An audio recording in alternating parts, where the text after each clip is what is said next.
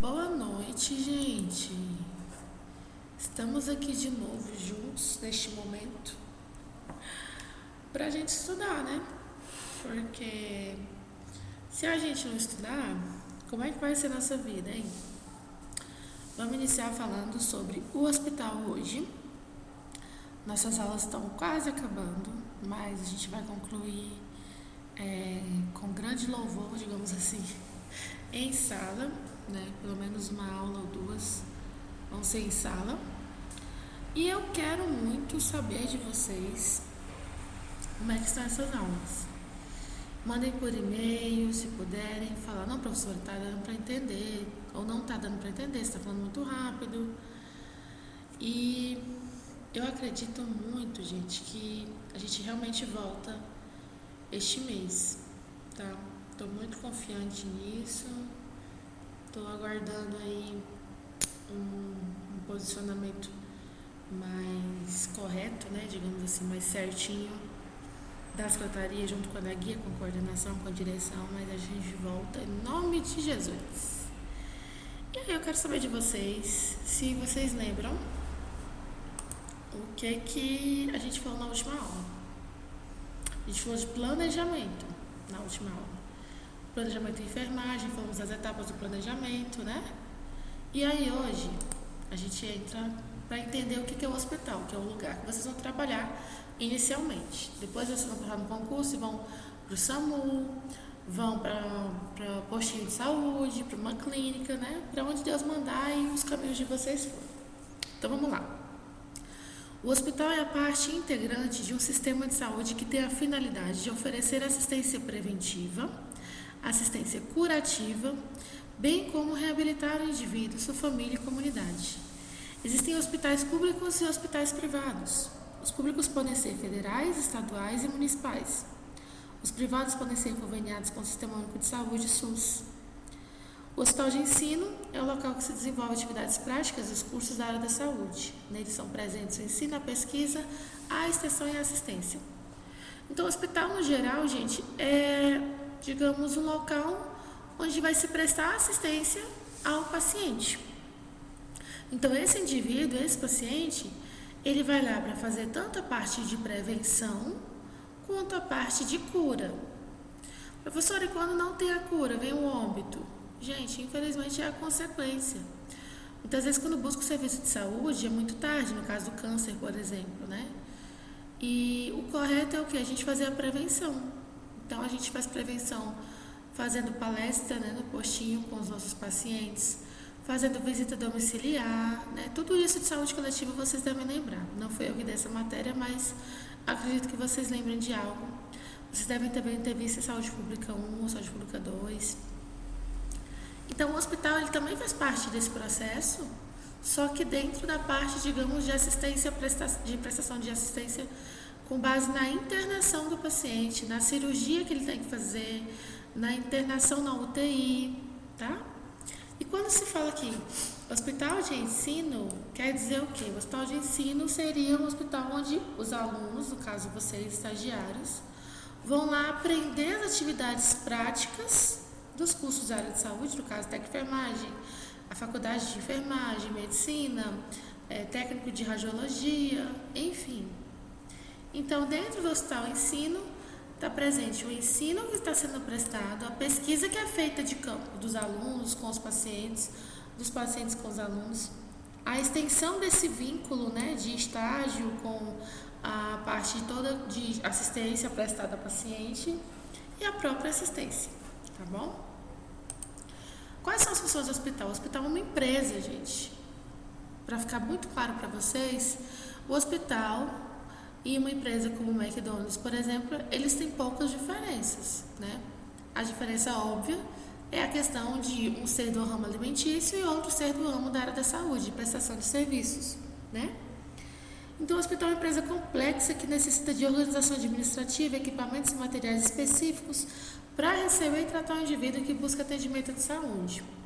Para a sua sobrevivência e bom funcionamento, o hospital desenvolve atividades semelhantes a outras empresas.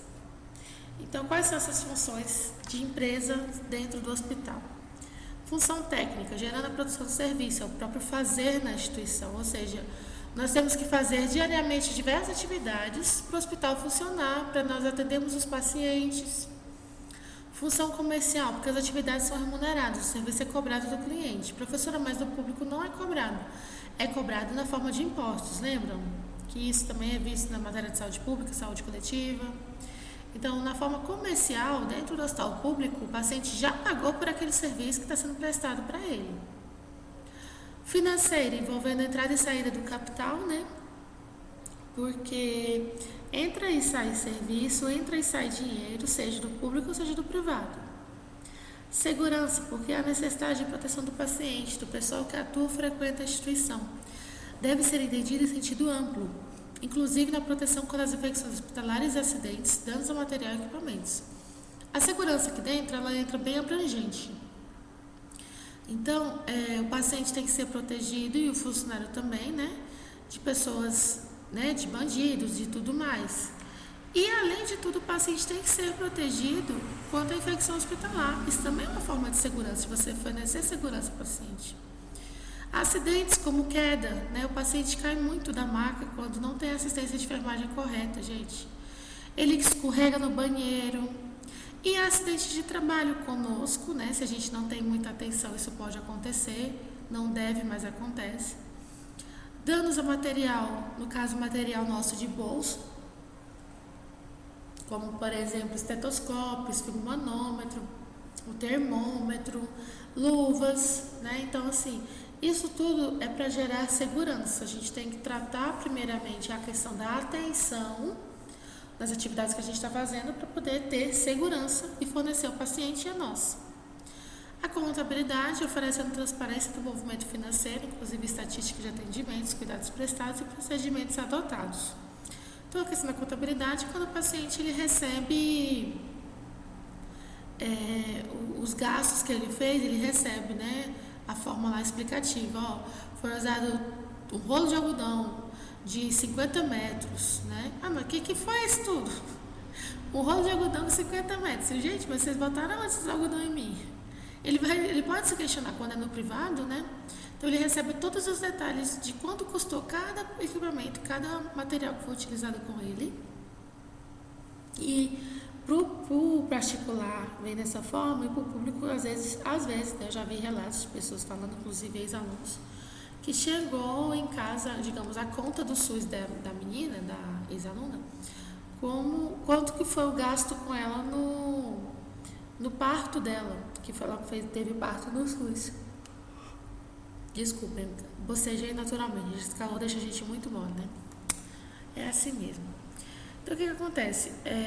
Chega a conta para a pessoa também, muitas vezes, no caso dela, chegou bonitinho, só que não é cobrando, é dando a justificativa do atendimento que foi prestado a ela no público.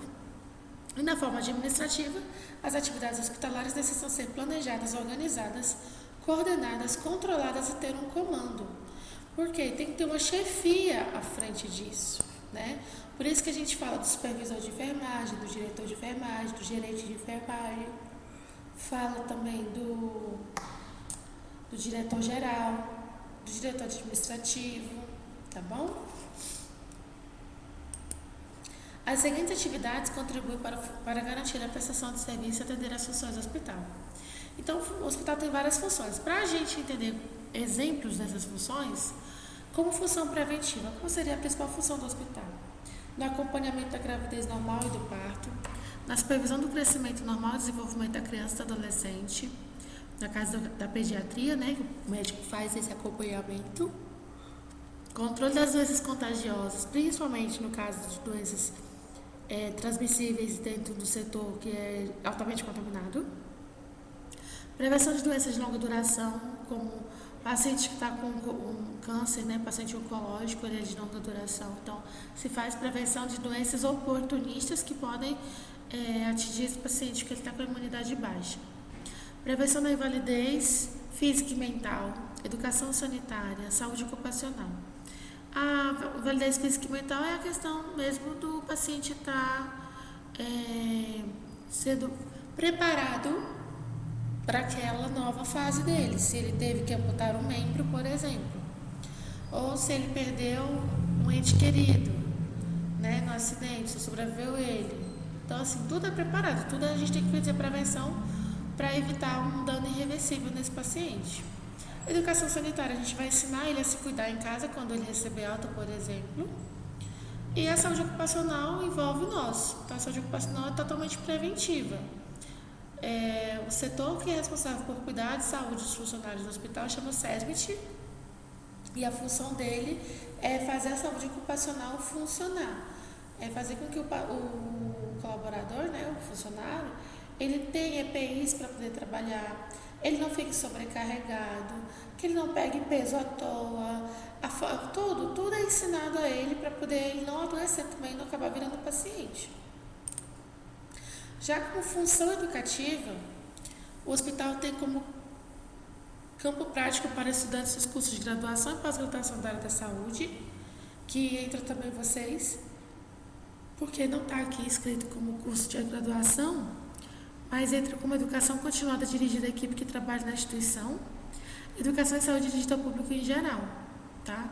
Então, os cursos técnicos também entram na função educativa, porque eles também vão aprender a parte prática toda no hospital. Função restaurativa, na questão do diagnóstico que é feito do paciente com relação à sua doença, né? Em serviço de ambulatório e internação. No tratamento das doenças, como curativo e paliativo, envolvendo atividades cirúrgicas e atividades clínicas. Na reabilitação física, mental e social. No tratamento de emergência de acidentes e doenças agudas. Na função pesquisadora com aspectos físicos, psicológicos e sociais de saúde e doença. Nas atividades hospitalares, nos processos de trabalho, nos produtos terapêuticos, nos procedimentos técnicos e atividades administrativas. Então, essas duas funções, como a restaurativa e a pesquisadora, elas são muito parecidas, né? Na restaurativa, vai estar inserida toda a assistência que é prestada a esse paciente, seja de enfermagem, seja multiprofissional, porque vai se trabalhar a restauração da saúde dele. E na função pesquisadora, durante essa fase de restaurar a saúde dele, a gente vai avaliar todos os aspectos que envolvem o cuidado com esse paciente. Então, vai envolver o físico, psicológico, social.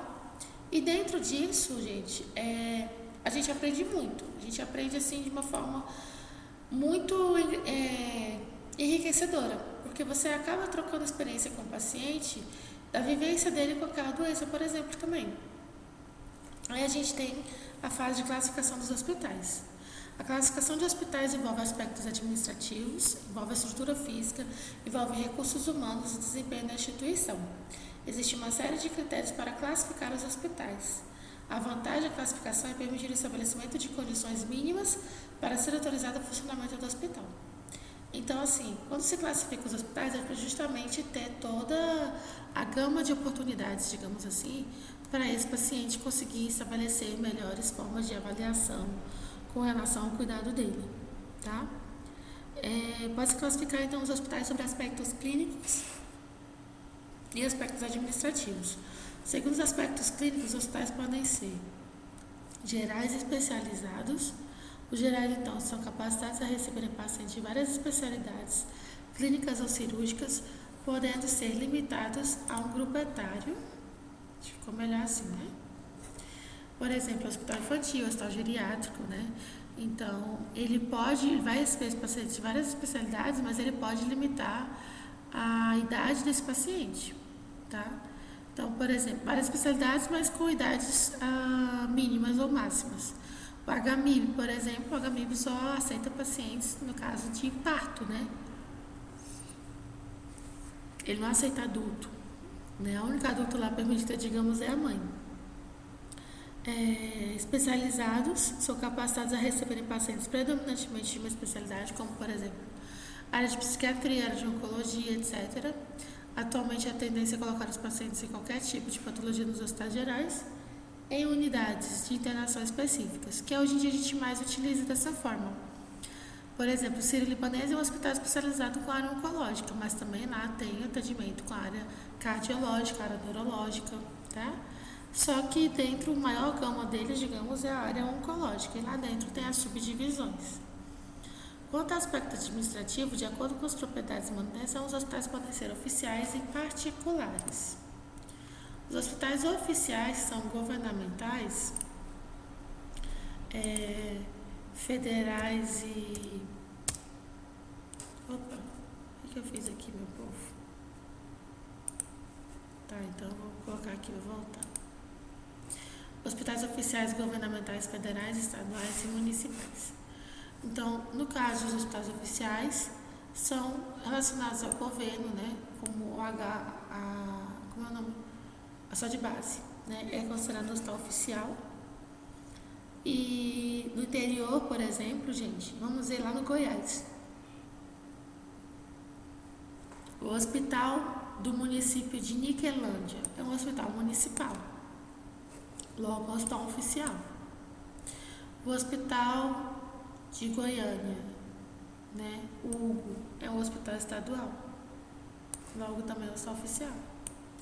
E se na Goiânia tivesse hospital federal, seria isso. A gente fala que hoje em dia os federais, a maioria são os hospitais universitários, que são regidos pela EBSER, tá? E os particulares são aqueles que pertencem a uma pessoa jurídica de direito privado, como irmandade, fundação, sociedade, grupo de acionistas ou indivíduo, como a Rede Dor, como o Grupo Santa, que o Grupo Santa é dono do Santa Lúcia Sul, Santa Lúcia Norte, que era antigo Protonorte, e Maria Auxiliadora, né? Existem ainda outras formas de classificação dos hospitais, como, por exemplo, o grupo etário, o número de leitos, pequeno, médio, grande porte ou ainda porte especial, que seria o porte específico, por exemplo, de semi-intensivas, de salas operatórias. No Brasil, os hospitais integram uma rede de estabelecimento de serviço de saúde pública, privados e filantrópicos, organizados segundo os princípios do SUS. O que seria esse organizado segundo os princípios do SUS?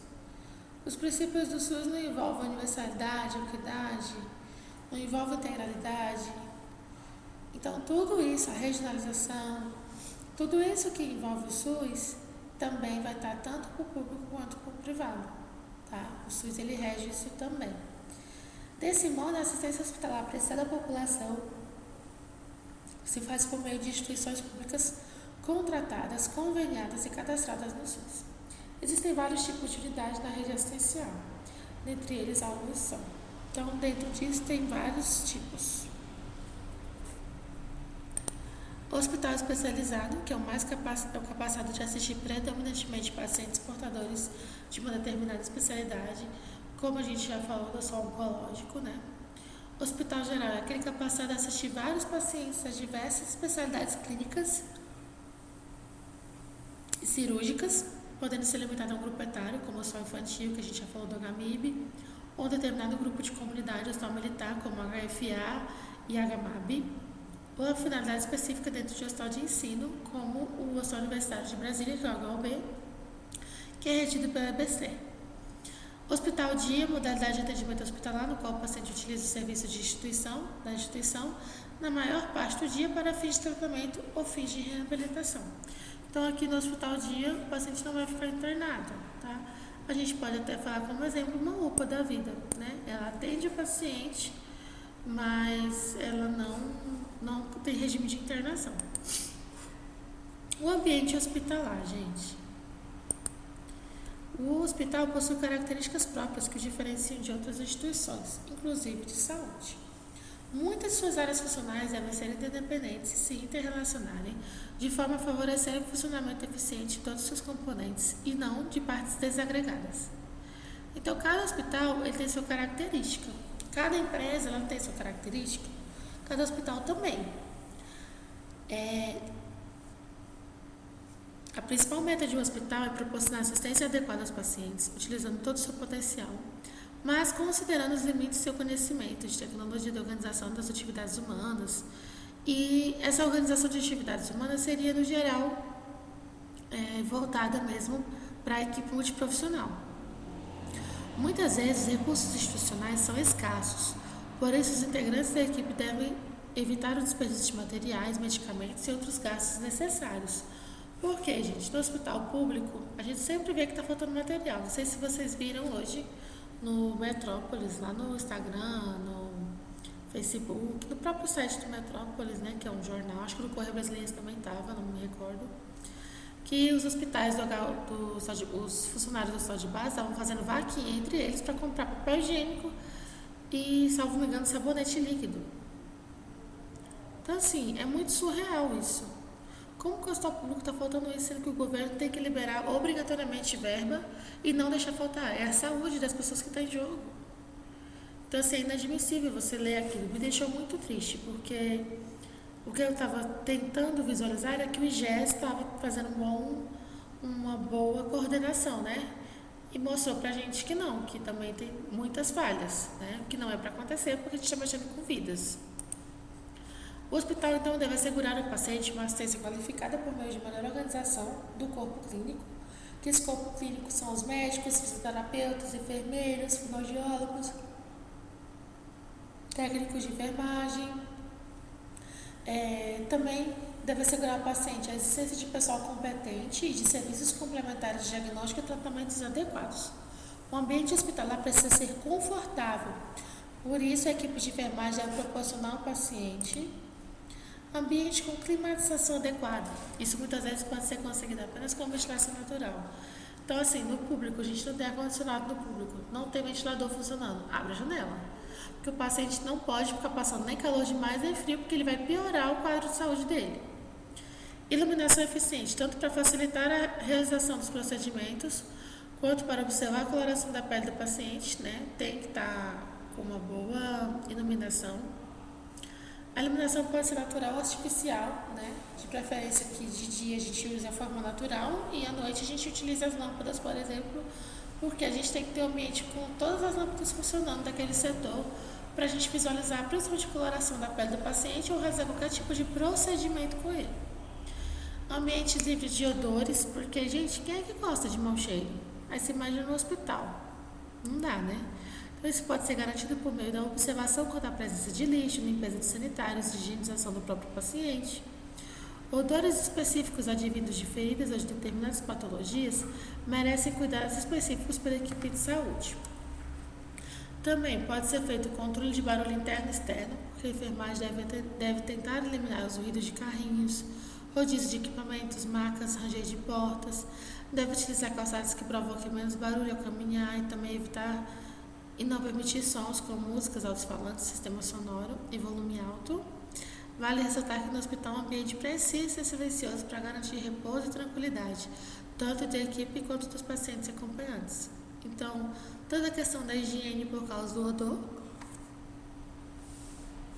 tem que ser mantida, quanto a questão do controle de barulhos, né? Todo mundo quer dormir, tá com dor, tá cansado, precisa de um ambiente com silêncio, né? Utilização de cores claras e agradáveis. Você já viu no hospital com a parede vermelha na hora de você internar, né? Lá o quarto de internação que você ficou, ou que você foi visitar alguém, a parede era vermelha com preto, com laranjado. Por que geralmente os hospitais não têm essas cores muito vibrantes? Porque as cores claras dão uma sensação de leveza, de paz, de, sabe, serenidade. Então a maioria é azul clarinho, verde clarinho, ou cor areia, né, que é aquela cor clarinha também. E tanto na decoração, nos mobiliários e nas roupas também.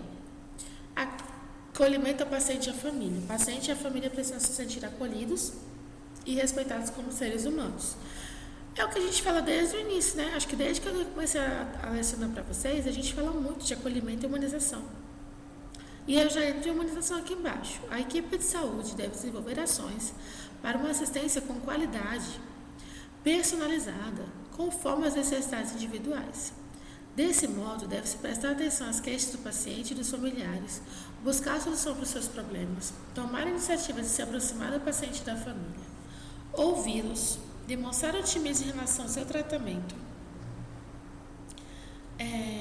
evitar comentários desnecessários sobre aspectos referentes à evolução do paciente também é interessante.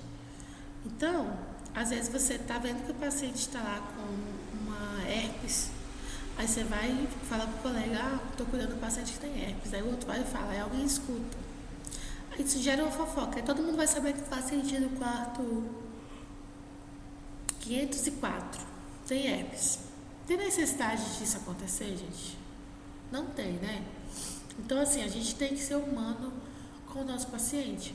Quando eu falo ser humano, não é para ser mal, não, né? Porque ser humano, a tendência dele é ser uma pessoa ruim. Mas é levar a humanização realmente para a parte prática, né? Não só ficar aqui na apostila ou nos livros. Alguns gestos da equipe de enfermagem podem contribuir para a autoestima do paciente e muitas vezes são tão eficazes quanto o medicamento. Você olhar nos olhos do paciente, você fazer um aceno de mão, um sorriso, um toque. A gente não pode abraçar nossos pacientes agora, né? Em breve vocês vão para estágio e por enquanto a gente não vai deixar vocês abraçarem os idosos.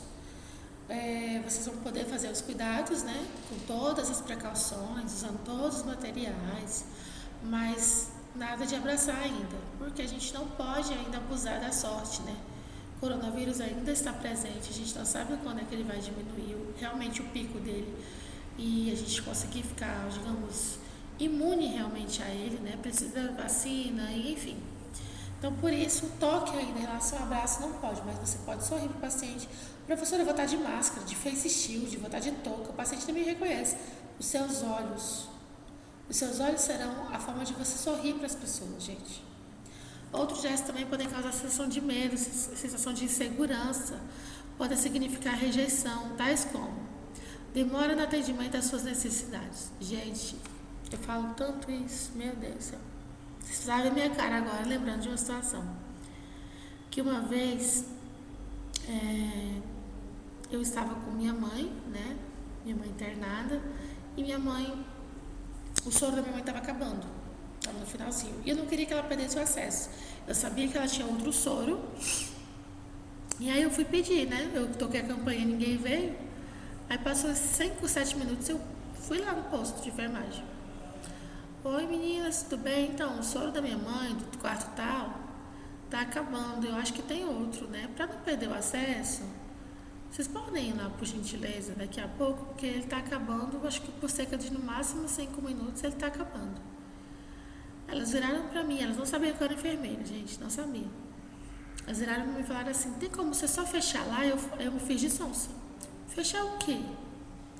Você vai lá naquela mangueirinha que tem a mangueirinha? Eu tenho. Você vai lá e fecha aquela rodinha que tem, que aí o soro para de pingar e sua mãe não vai perder o acesso. Eu falei, então tá bom. Eu fiz isso para ajudar, porque eu percebi que tinha muita gente, mesmo essa particular e tudo mais lá em Goiânia. Falei, cara, eu vou ajudar, mas tá errado. Vou falar com a enfermeira. Depois eu fui conversar com a enfermeira. Eu falei, olha, eu sou acompanhante da minha paciente, no caso, a minha mãe. E assim, eu sou enfermeira. Ela me olhou já torto, né? Ai, meu Deus, vai reclamar. Falei, olha, o que as meninas fizeram não é legal. Porque se for outra pessoa leiga, a pessoa pensa que é para enrolar a mangueira, fechar de qualquer jeito. Enfim, pode inclusive matar o paciente, dando uma embolia, se entrar ar. E aí? Ela ficou, nossa, elas têm essa mania, não sei mais o que fazer. Eu treino elas. Aí eu expliquei para ela como é que a gente fazia aqui em Brasília, nos hospitais que a gente tinha trabalhado. E assim, foi ótimo. Mas, gente, essa demora no atendimento... professora, é só o soro. Não interessa, você tá lá para literalmente cuidar da pessoa. Somente para trocar um soro, somente para trocar um soro. Somente para fechar a mangueirinha, somente para clampear o equipo. Exatamente. Professora, não custa nada o paciente me ajudar. Não custa nada ele te ajudar, mas não custa nada você se colocar no lugar da acompanhante, se colocar no lugar também do paciente, tá bom? Então vamos literalmente ser humanos também nessas horas. Gestos grosseiros é prestar cuidados ao administrar medicamentos, como a gente já conversou sobre isso, né? Principalmente com relação a você se apresentar, falar seu nome, solicitar você vai verificar a pressão? Por favor, estenda seu braço esquerdo, por gentileza, a essa altura, tarará. Não é chegar puxando o braço da pessoa, não falar nem bom dia, nem boa tarde, nem se apresentar, não.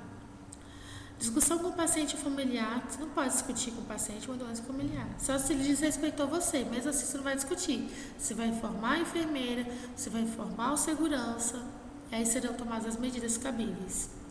Rir ironicamente do paciente, gente, eles sabem, eles percebem, eles pegam todos os nossos trejeitos.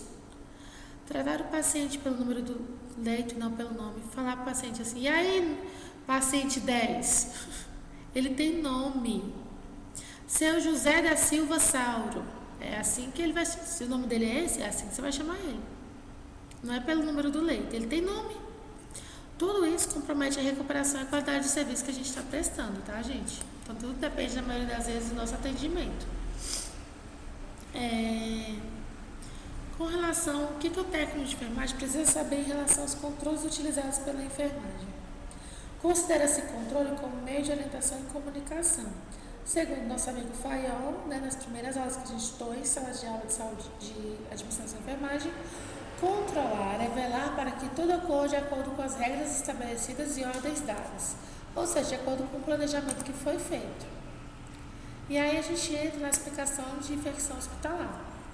O papel do enfermeiro e do técnico de enfermagem é relevante no sentido de aprimorar a execução da assistência de enfermagem.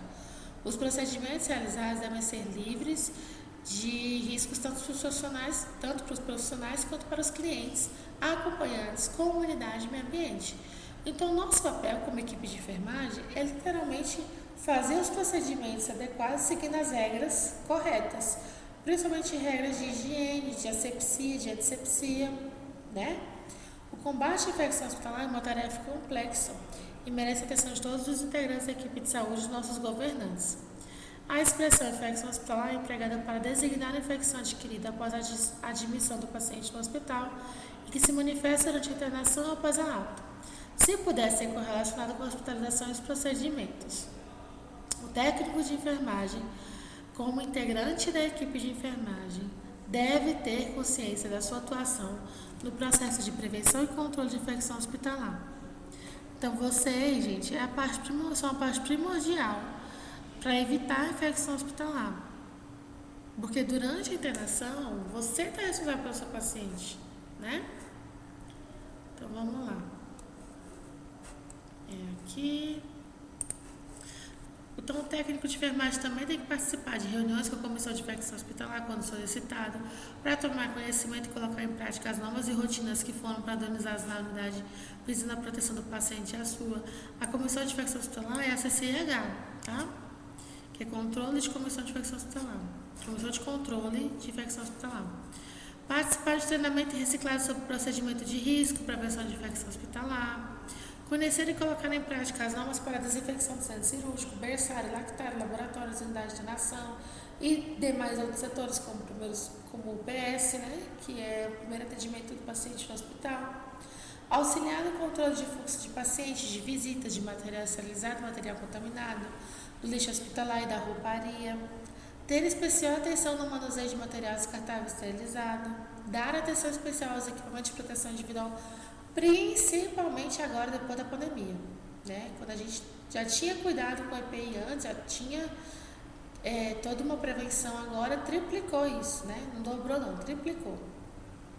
E equipamento de proteção coletiva, ao emprego de técnicas assépticas, ao manuseio de químicos e ao hábito de lavar as mãos, Que agora a gente lava a mão até ela ficar ressecada.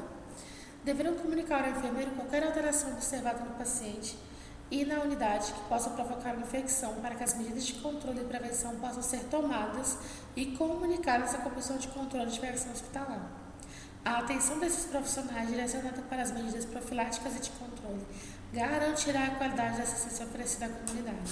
Então, assim, dentro disso aqui,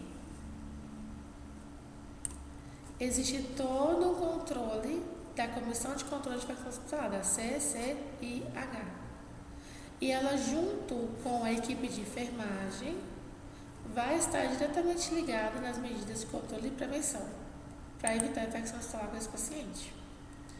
A atenção desses profissionais direcionada para as medidas profiláticas e de controle garantirá a qualidade da assistência oferecida à comunidade, tá bom? Aí existe, dentro do hospital ainda, que a gente está na matéria sobre o hospital, existe o controle, sistema de controle de medicamento, existe o controle, sistema de controle das roupas também.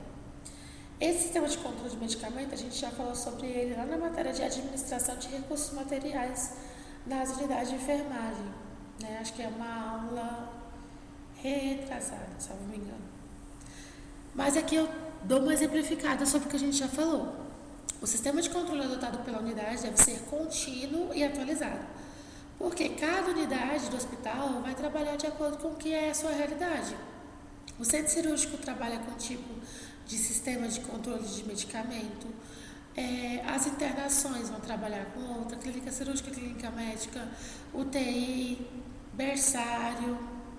É imprescindível para o serviço de enfermagem o controle de medicação, a fim de evitar perdas, extravios e desperdícios. O técnico de enfermagem deve se conscientizar da importância desse controle para o paciente e para o hospital, e deve auxiliar o enfermeiro a controlar com eficiência a medicação da unidade. São os seguintes sistemas de controle de medicamentos mais usados: requisição diária conforme prescrição médica, que é aquele que a gente já falou, que você vai lá buscar as medicações na farmácia conforme o que o médico prescreveu para aquele paciente. Reposição automática pela própria farmácia, que nesse caso são principalmente dos medicamentos controlados, e controlados assim, não tarja preta, mas controlados pela unidade, né? Medicamentos diários, digamos assim, de uso diário, e requisição semanal com estoque nas unidades, porque tem hospital, tem setor que ele faz o estoque semanal. Só que assim, esse estoque semanal ele pode ser um pouco falho, porque às vezes você pode ter muito material sobrando ou faltando material. A gente até fez um mapa de consumo, lembra? Então aquele mapa de consumo é um dos tipos de sistema de controle de medicamento. Sistema de controle de roupa é um dos maiores problemas dos hospitais, gente. Quando eu estagiava, eu ia toda feliz buscar as roupas lá na rouparia. Vocês acreditam? Os pijamas, os lençóis. E era um serviço que as técnicas odiavam. Mas quando eu fazia o controle, né? Eu fazia da rouparia, outra colega dos medicamentos, outra colega dos materiais de uso diário. E aí, porque a gente tinha que aprender, né? A professora falava, o serviço da maioria vezes dos técnicos fazerem. Mas vocês têm que saber para vocês um dia, quando forem, né, à frente de uma equipe, vocês orientarem eles da melhor forma. E aí, quando eu via que estava acabando os pijamas, faltava 5 pijamas para acabar, faltava 5 lençóis, eu já ligava para a rouparia. Oi, dependendo do setor que eu estava, né? Oi, tudo bem? Tá. Então, estou aqui com 30 leitos e só tem 5 lençóis. Só tem 5 camisolas. Só tem 5 pijamas. Não, pode descer aqui que já tem pronto, já tem passado esterilizado. Beleza, eu descia. Gente, era muito, muito, muito longe. Sabe? Eu fico rindo disso hoje, que eu caminhei um pouquinho e já tô cansada, né? Mas eu andava o hospital todinho e feliz da vida. Engraçado, né? As coisas mudam, eu tenho que voltar a gostar de andar. Vamos continuar então. A falta de roupas à unidade interfere no cuidado do paciente, por isso o técnico de enfermagem deve colaborar com a execução das medidas que concorram para aprimorar e facilitar o controle de roupas do hospital, com a finalidade de evitar perdas e extravios. Sim, gente, tem técnico, tem enfermeiro, tem gente que rouba roupa hospitalar. É absurdo, mas existe esse tipo de gente.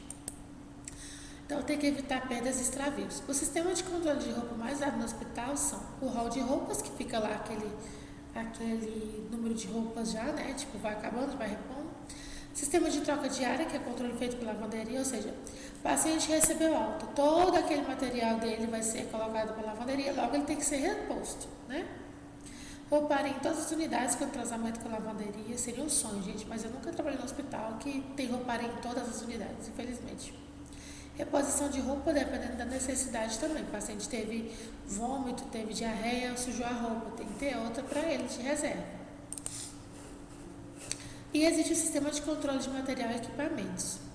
Esse sistema de controle visa a adequação dos materiais e equipamentos à realidade de cada unidade de enfermagem, evitando-se assim a ociosidade, as perdas e a evasão de material, o que reverteria em custos elevados e menor qualidade. Daí, então, é necessário o técnico de enfermagem também se responsabilizar pelo material de uso da unidade para se manter a qualidade da assistência prestada. Então, além de tudo, gente, a gente também é responsável, né, a enfermagem em si e o técnico, principalmente, com os materiais que a gente vai usar. É muita responsabilidade, né, gente? Muita. Visando a diversidade desses materiais e equipamentos, é necessário mantê-los sob controle periódico. Para isso, procede-se na unidade levantamentos diários, semanais, mensais ou trimestrais, ou ainda anuais, dependendo do tipo de equipamento ou material. Então, vai ser solicitado que faça a reposição desses materiais, faça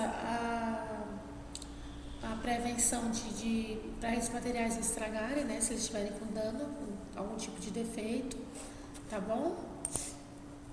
O sistema de controle de material utilizado é o levantamento periódico, que pode ser diário, semanal, mensal, trimestral ou anual. Possibilita o controle de material disponível em quantidade e qualidade, deve obedecer a critérios rotineiros de caráter normativo especial para cada unidade de enfermagem também, como a gente já falou, cada unidade trabalha dentro do que pode. E o encaminhamento de material e equipamento para o serviço de manutenção exige um controle rigoroso. Todo material deverá ser relacionado em duas vias. Uma via vai ser para o serviço de manutenção e a outra fica com a gente, para o nosso controle. Porque quando você for cobrar, o seu Francisco, o senhor da manutenção aí, eu enviei para o senhor semana passada um esfigmomanômetro que estava com a pera, não estava insuflando a pera. E a válvula parece que também estava solta. O senhor me deu 10 dias, já deu os 10 dias. Tem previsão para me entregar? Ah, não estou com esse material aqui não. Aí você vai lá, pessoalmente leva a ficha que for com você. Porque são duas vias, uma ficou com você, outra com ele. Ele assinou que ele recebeu aquele material estragado e que ele estava com defeito e que ele ia arrumar em 10 dias e te devolver. Então, tudo isso é para nós termos controle, nós temos respaldo, gente. Tudo a gente tem que ter respaldo, tá?